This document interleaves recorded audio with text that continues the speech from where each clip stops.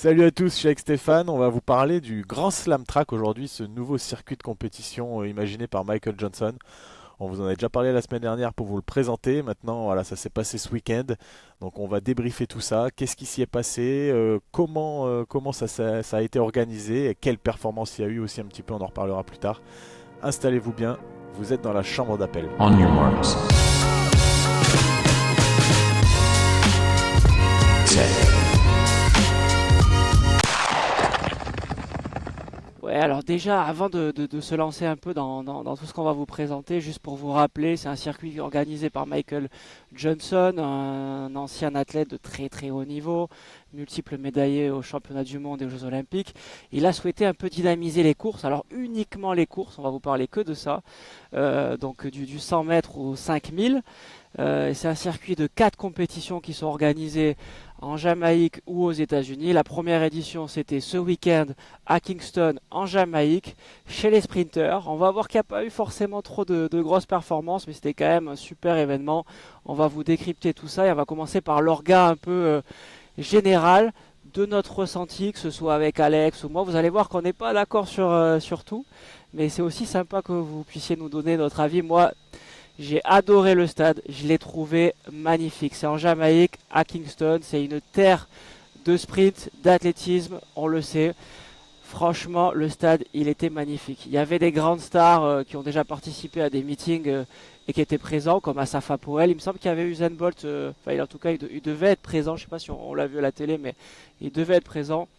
Mais par contre, on est très très loin de ce qu'on attendait nous avec Alex sur le show qui nous avait été vendu par Michael Johnson et son équipe, à savoir des tribunes pleines, des feux d'artifice, des jeux de lumière le soir. On n'était pas du tout sur ça. Donc moi j'ai été quand même assez déçu de l'organisation et du show qui devait être mis en place. J'ai préféré les images de l'après-midi, c'est-à-dire de dimanche en journée, que du soir, parce qu'en fait il n'y a rien eu de spécial le soir. Ouais, c'était, comme tu l'as dit, l'écran était magnifique, les attentes étaient fortes, hein. On en avait parlé dans notre épisode de la semaine dernière qui présentait cet événement. On avait des attentes vraiment importantes sur ce grand slam track. Et moi, ma déception, elle est à la hauteur de l'attente que j'avais de cet événement. Je suis terriblement déçu de ce qui a été, de tout ce qui a été fait autour de l'athlétisme. En fait, ils n'ont pas fait grand-chose autour de l'athlétisme. C'était une compétition universitaire. Il y avait avec des très gros athlètes certes, hein, on en reparlera, mais il n'y avait pas d'ambiance. Il n'y avait personne dans les tribunes le vendredi soir quand ils ont pris l'antenne. Pour la première image qu'on voit du Grand Slam Track qui est tant attendu, c'est un stade vide. Alors le stade, il est magnifique, hein, certes, hein, il est aux couleurs de la Jamaïque, il est vert, jaune, la piste elle est verte, c'est magnifique. Il y a du noir. Le stade est magnifique.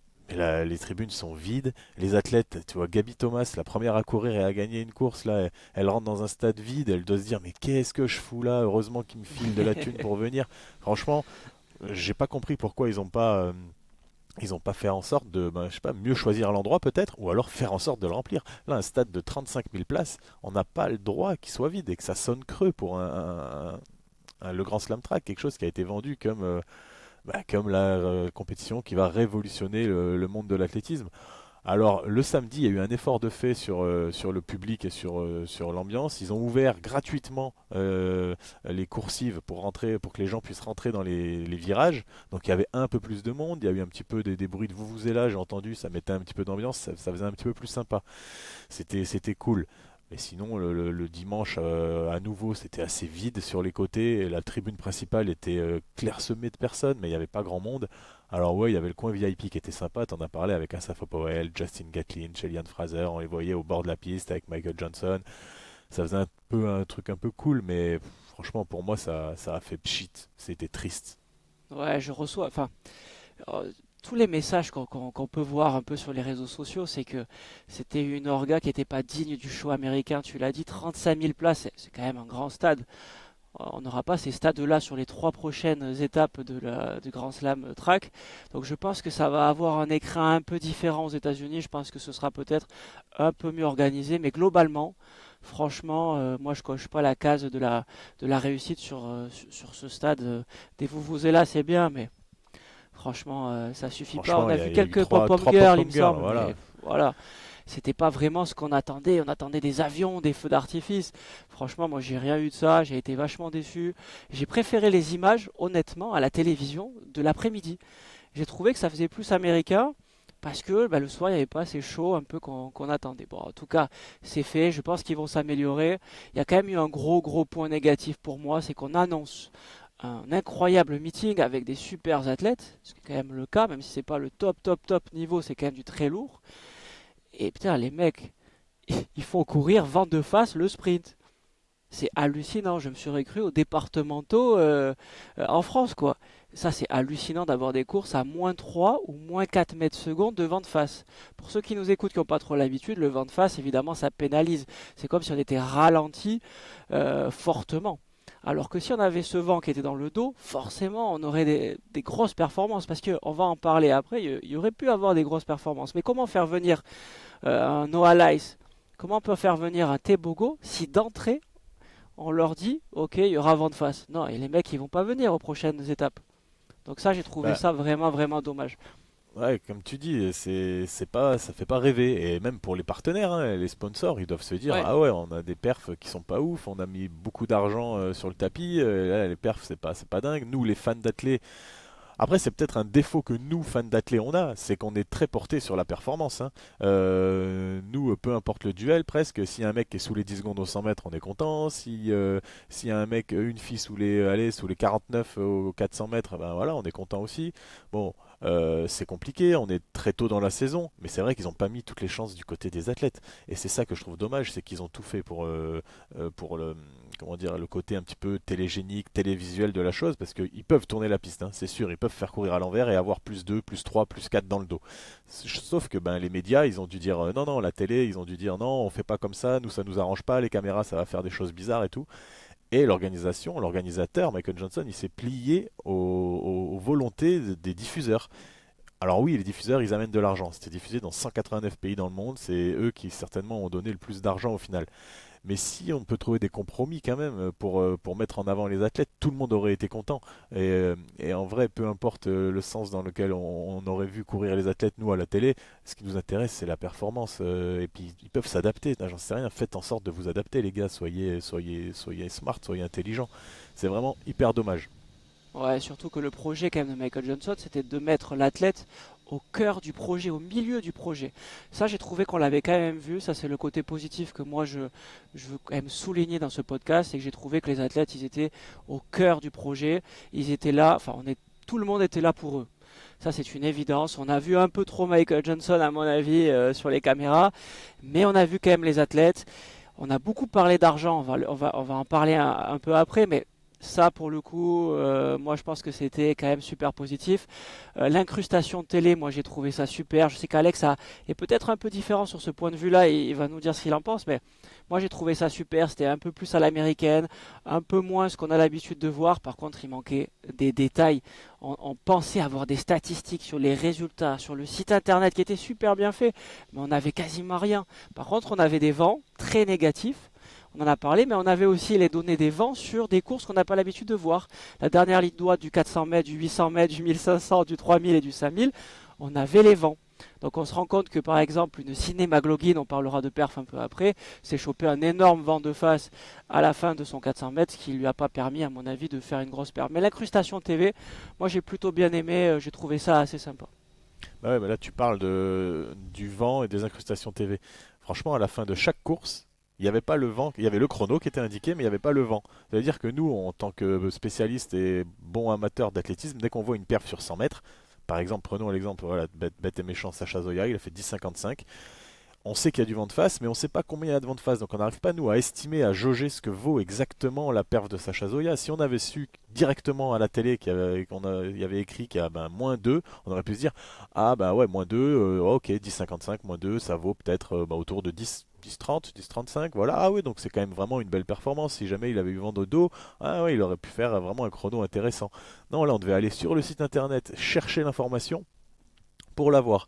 Ça, c'est dommage, et ça doit être dans les incrustations TV, ça doit être mis directement à la télé. Ensuite, je trouve, moi, que les présentations des athlètes, alors oui, ils ont voulu faire des choses un petit peu originales, changer, vraiment changer de ce qui se fait déjà habituellement. Mais pareil, c'était pas lisible à la télé. On était obligé de se rapprocher de l'écran pour voir le nom des athlètes. Alors il y avait le compte Instagram de chaque athlète. Ça c'est pareil, c'est des bonnes idées, c'est des bonnes choses. Mais je trouve que c'était pas très lisible et c'est super dommage. Alors faire de la nouveauté c'est très bien, mais quand c'est moins bien que l'original, moi je trouve que c'est pas bien au final. Et on en peut quand même voir qu'ils ont essayé d'évoluer tout au long du week-end. Je pense qu'ils ont beaucoup travaillé les diffuseurs. Euh, pour améliorer le truc. Au début, sur les premières courses de demi-fond, on n'avait pas les temps de passage aux 400, aux 1000 mètres. Ensuite, on les a eu. Après, il y avait le décompte des mètres qui restaient à parcourir sur le troisième jour. J'ai vu ça, que je n'avais pas vu le premier jour sur les courses longues. Donc voilà, on sent qu'ils sont vraiment à tâtons en ce moment, qu'ils essayent de trouver la meilleure formule. Donc ça, on va pas leur reprocher non plus. Mais franchement, ils auraient pu s'inspirer de World Athletics et de ce que font les diffuseurs et qui fonctionnent très bien sur la Diamond League, sur les championnats du monde, avec France Télévisions par exemple, qui fait des trucs super sympas où c'est hyper lisible, hyper clair. Donc c'est bien de vouloir être original, mais il faut quand même être assez pertinent. Ouais, effectivement, c'était un pêle-mêle de pas mal d'infos. Je suis plutôt d'accord avec toi que c'était pas très lisible, mais n'empêche que j'ai quand même bien aimé. C'est un peu dommage de pas que ce soit aussi clair en tout cas que ce qu'on aurait pu imaginer. Il y avait des petits moments aussi un peu de pas d'inattention, mais c'était assez long. Ça, par contre, on va se le dire, c'était assez long. Alors, on le savait. Il n'y avait pas de concours, on vous le rappelle, il n'y avait que des courses. Et des fois, ben, entre les courses, c'est pas facile parce qu'il faut qu'ils placent des haies, qu'ils enlèvent des haies, que les jurys se remettent en place. Des fois, ça met du temps. Et là, c'était quand même vachement long. J'ai calculé, il y avait une course, entre deux courses, pardon, 22 minutes à un moment donné, 22 minutes, quasiment que de publicité. Là, c'était assez long. Alors, les médias qui ont relayé un peu tout ce grand slam track à Kingston, il y avait l'équipe 21 qui nous ont carrément coupé hier dans la soirée l'événement. À un moment donné, on est passé au football, j'ai rien compris, puis c'est revenu un tout petit peu à McLaughlin. Moi, personnellement, j'ai regardé un peu plus avec Eurosport. Il y avait beaucoup de pubs. C'était quand même pas mal. C'était pas mal pour une première, mais c'est vrai que je m'attendais à mieux niveau diffusion télé, ça, il manquait des petites choses. C'était commenté par Annabelle Rolna, une ancienne lanceuse de marteau. Si je dis pas de bêtises, elle connaît quand même vachement bien son sujet. Ça faisait plaisir d'entendre ça. Par contre, je suis d'accord un peu avec Alex, Stéphane Caristan. Sur le règlement, il manquait des petits points d'attention, mais c'était pas facile de commenter un nouveau projet comme ça, donc c'est tout à fait respectable. On a hâte de voir ce que ça va donner en France. Est-ce que ça va prendre ou pas prendre? Pour le moment, j'ai pas l'impression que ça va prendre, mais de notre côté, il y a un Sacha Joria, et ça on le verra dans le podcast suivant, qui a été tellement fabuleux qu'on va jouer sur cette tête d'affiche pour que ça marche. Ah, c'est sûr, on en reparlera, tu l'as dit, on va faire un podcast dans la foulée qui va traiter des performances et des résultats qu'il y a eu avec les stars de l'athlétisme français et international. Mais ouais, cette diffusion était sympa quand même sur la chaîne L'équipe et sur Eurosport. Franchement, déjà, faut louer le fait que ben, ils ont acheté les droits et qui nous permettent de voir de l'athlétisme en France, notamment la chaîne L'équipe où c'est en clair. Franchement, ça c'est vraiment une super chose pour nous, fans d'athlétisme. Il y a des années, on pouvait même pas voir les épreuves de Diamond League. On était obligé d'aller sur des sites obscurs pour trouver des streamings de Diamond League. Et ça, c'était un peu dommage. Maintenant c'est diffusé en clair, franchement, il faut pas cracher dans la soupe. On est très content. Et tu l'as dit, Annabelle Rolnas en est super bien sortie, j'ai trouvé. Elle connaissait bien son sujet, elle connaissait bien le règlement. Elle était capable de vulgariser le règlement et de nous l'expliquer. Parce que c'est un règlement qui est pas simple à comprendre, hein. Ensuite, il y a eu des petites choses qui ont été mises en place par l'organisation du Grand Slam Track.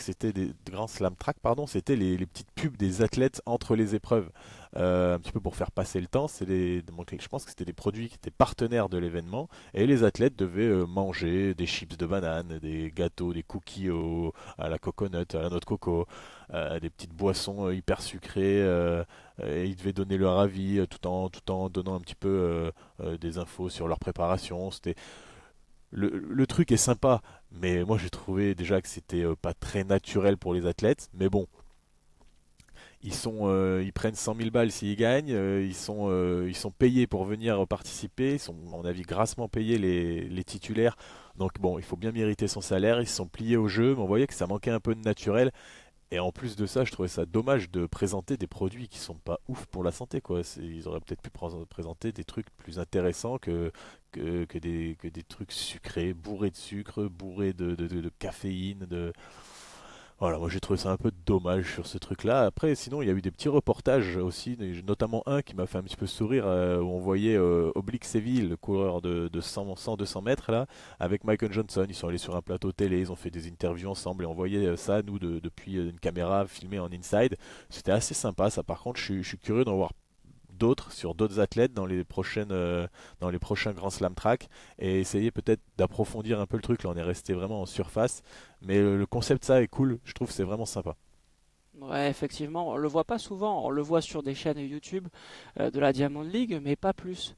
Et là, on a pu s'apercevoir un peu de la façon de faire, et j'espère qu'ils vont le développer un peu plus, comme tu le dis, parce que ça, c'était quand même intéressant. Alors, André, c'est un tableau qui est assez négatif, mais quand même, cet événement, pour moi, il a été assez sympa à regarder. Franchement, c'est une première édition, je suis sûr que les autres étapes vont être beaucoup mieux, que ce soit en termes de performance ou d'organisation. Par contre, moi, il y a quelque chose qui m'a fait chier, et j'ai pas peur de le dire, c'est la vérité, c'était le demi-fond. J'adore le demi-fond, mais là, je me suis ennuyé, mais ennuyé complètement. J'ai même pas fini les courses, parce qu'en fait, moi, si je veux voir une course de championnat sans lièvre ni wave light, eh ben, j'attends les championnats d'Europe, le championnat du monde ou les Jeux Olympiques. Et encore, aux Jeux Olympiques, on voit que ça court quand même assez vite. Parce que c'est souvent dynamisé par les têtes d'affiche ou les Éthiopiens, les Kenyans, les Africains, etc. Bon, mais là, franchement, c'était long. Le grand Fischer que j'avais annoncé intouchable, franchement, il s'est pas mouillé, quoi. Je veux dire, il a assuré le coup juste pour gagner ses 100 000 dollars, c'est tout.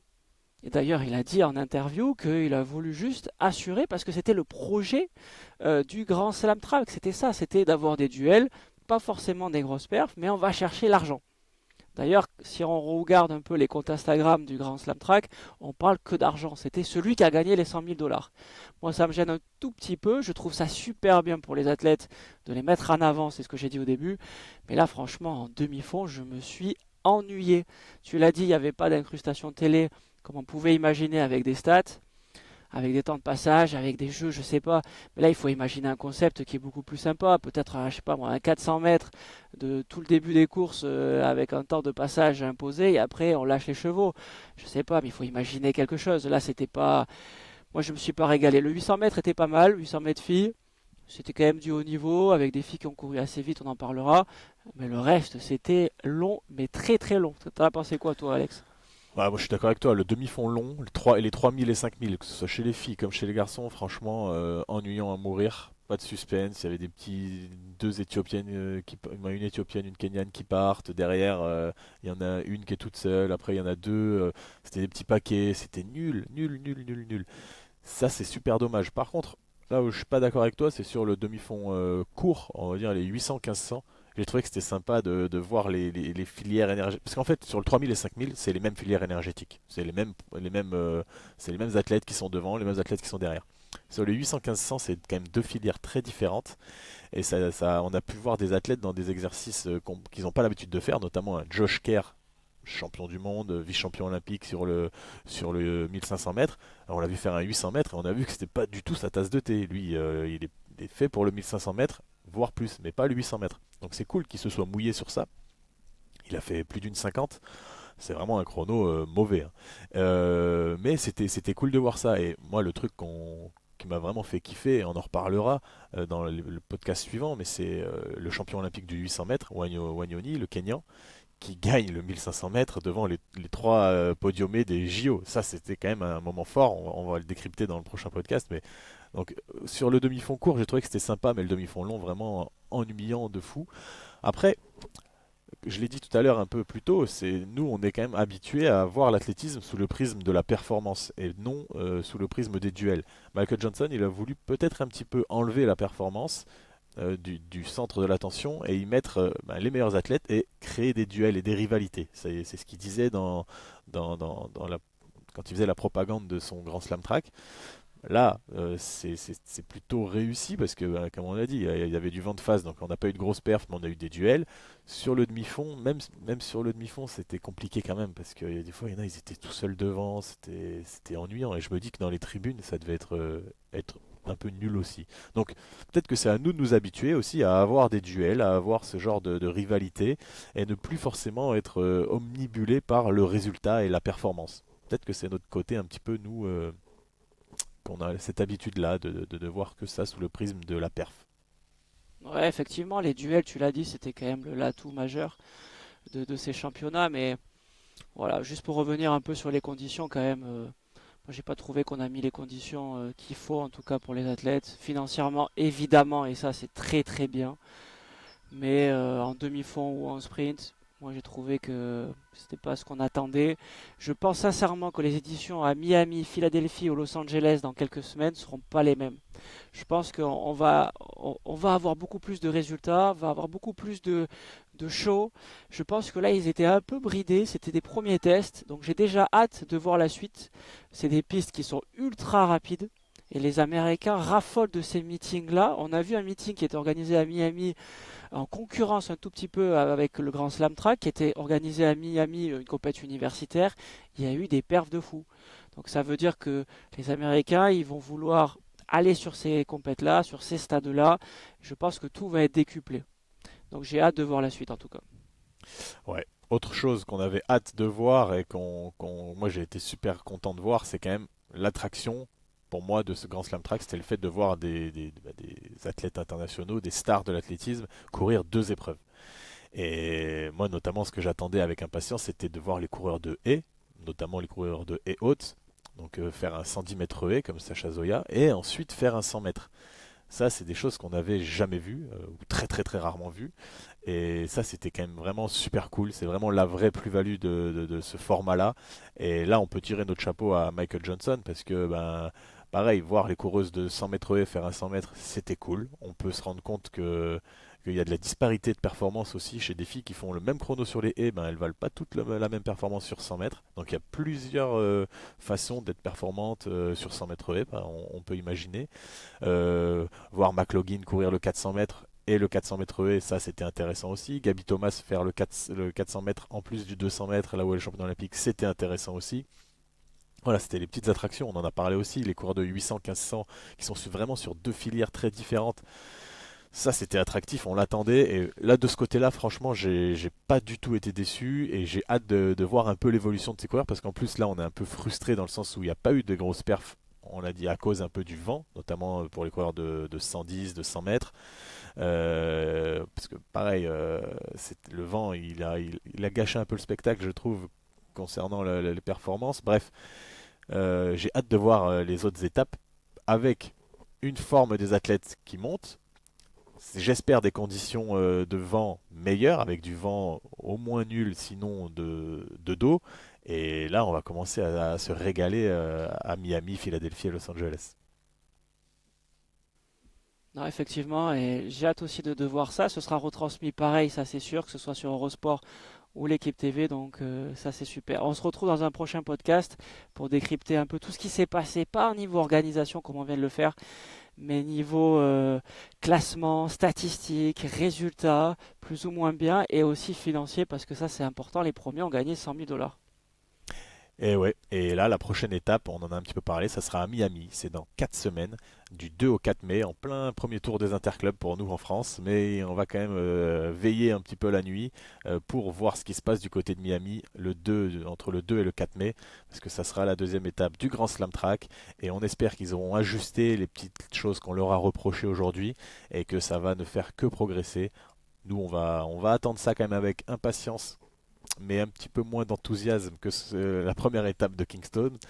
Mais quand même, je veux pas l'enterrer aujourd'hui, ce Grand Slam Track. Il y a vraiment quelque chose à développer et c'est quand même une bonne chose pour le monde de l'athlétisme. On se retrouve très rapidement pour parler des résultats du Grand Slam Track de Kingston. À très bientôt les amis, vous À étiez dans la bientôt. chambre d'appel.